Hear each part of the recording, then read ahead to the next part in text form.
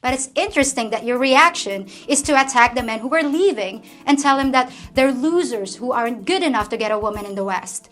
Yep, once again, it's the man's fault. And you attack us Asian women too.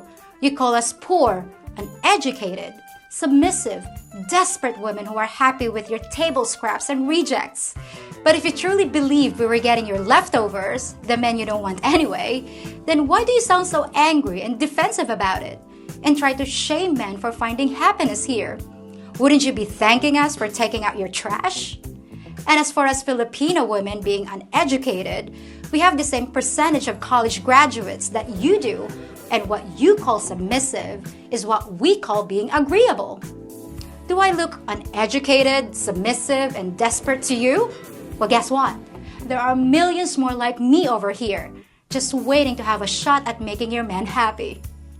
You also call us gold diggers and claim that we only want green cards to escape to the promised land.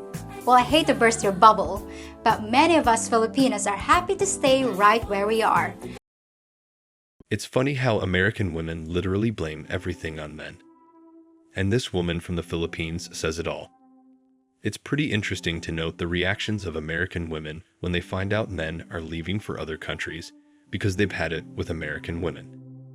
It's actually funny because these women start calling these men losers and desperate for wanting to be with women who are more traditional, hold moral values, and are more feminine. It's also funny to see that these women think the women in the East are repressed, oppressed, or desperate for American men. If only these American women had ever ventured out into the world, they would realize the true meaning of partnership, loyalty, being masculine, being feminine, and staying true to your nature. Eastern women are highly educated and are no pushovers. They're more traditional because they stay true to their feminine values, and that's part of the cultures in East and South Asia. Unlike American women who have lost all moral credibility, this really frustrates them because men don't find them attractive anymore. No more how many liposuctions or changes they make to their bodies.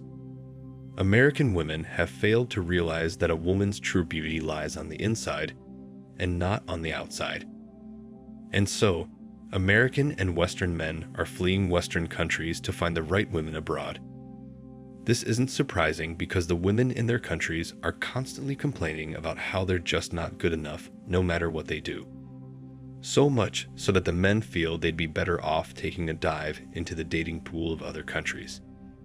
Their high and far-reaching standards and plain prejudice against men are driving many to move to other countries. It really makes you wonder if this is a genuine shift in the female ideology, or if this is something that women have always wanted to achieve but couldn't in the past. I think it's a mixture of both, however. I really do think that this is something that women, deep down, have always wanted. I mean, if your gender has always been considered inferior throughout previous centuries, it's only natural to want to change that and try to become dominant and taste power. I think it's true women treat the men they think are inferior like garbage and are subservient to the ones they think are high value until they become equals, and then they treat them poorly to get an ego massage. This is what I believe is the true and raw nature of women. It just explains why in most Western societies today, modern women negate traditional gender roles where men are leaders and women follow their lead. For them, being aligned with their feminine side is akin to oppression, and they celebrate when other women go against their nature and instead adopt masculine attributes to dominate men. Are they following the ways of modern women, or are they doing what they wanted to do and become all along this time? So when things aren't going exactly the way women want them to go, in terms of career, relationships, and life overall, they want the equation to magically solve itself.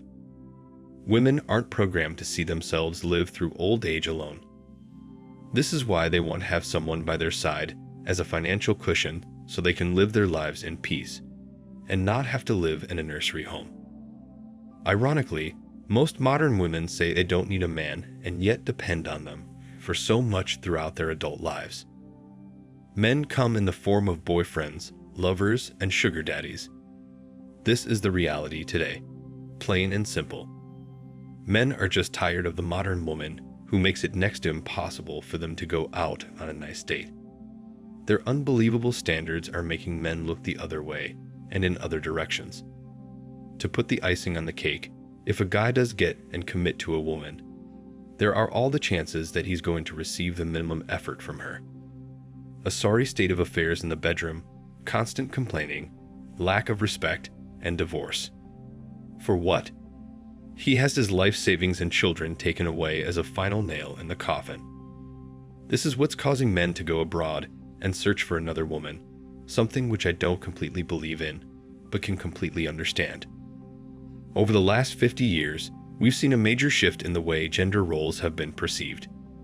And very few people truly understand what each gender is naturally supposed to play for a meaningful, balanced life. With so many people confused about what they're supposed to do, ideologies such as those of the modern woman are bound to cause chaos in the natural order of how life was meant to be. For example, being chivalrous was meant to be a good thing. In corporate America, a business leader who used to open doors for his employees, men or women, used to command respect. Now it's just lost its meaning and impresses no one, at least in the United States. It may still be counted as chivalry in foreign countries where people still have some sense of traditional gender roles. Men really just want appreciation for their hard work and not be used or exploited by other women. To have this, I recommend that you live a non-BS life, live free, and avoid committing to someone who you now know is only going to use you for your hard work. So be warned, be humble, be grateful, and be careful about who you spend your time with. Dating, or what it used to be, is dead. It's all about who can provide and for what. For example, the rise of these sugar daddy apps has only spoiled the dating marketplace even more. It just certifies what we're talking about and banks on the new roles defined by modern women who only date so that they can get what they want without any commitment, and the guy can spend on her for a half-meant, half-serious interaction. The relationships now have become completely transactional. Give or take. Barter. There's just so much that men have to do and be in order to complete the checkmark for women. Tall, hot, have the right category of vehicle, bank balance, funny, more successful than other men, and the list goes on. All of this can only get you a seat at the dating table. One thing goes wrong, and you're out. For women, they don't need men's help one day until they need all our help because we're supposed to provide for them. This varies from woman to woman, so it can get tricky for men to understand the dynamics. Another thing that's tricky is that men have to decipher when a no means a no or yes, or when a yes means a yes or a no. Men are constantly facing mind games to prove their worth to women just so they can take a ride with successful men and then dump them off for another. However, there are men who understand this, but most don't.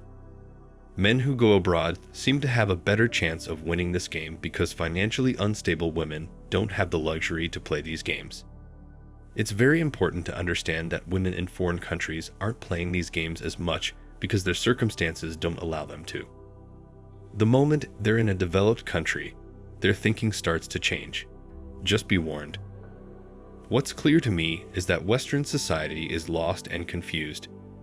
The family unit has been destroyed because there's no concept of a family left anymore. I mean, Canada has a divorce rate of around 60%. I don't blame the men and women for this. I blame our society and the lack of a family culture. Some Asian and other cultures still have really strong family values, though, such as the Filipinos. And that's something that one should ideally want. However, that comes with its own baggage. Not only do you have to care for her, you've got to care for her whole family, her sister, brother, uncle, and parents. These cultures have their own baggage. In conclusion, it all boils down to this. The ideology of the modern woman ideally works for them from when they're in their teens to the mid-20s at the most, especially in terms of financial success. If they're ambitious and want a career without wanting to settle down with a man or have a family, then this ideology works for them perfectly. But if they want to start a family, then this ideology goes against the way they want to spend the rest of their lives. and that's where the problems start. They realize they can't have everything, and that's when they start blaming men for everything that goes wrong with their lives. Thanks for watching Man Reacts.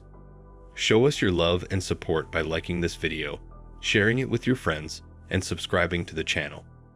And let us know your thoughts on this in the comments. We're always up for a healthy debate and discussion.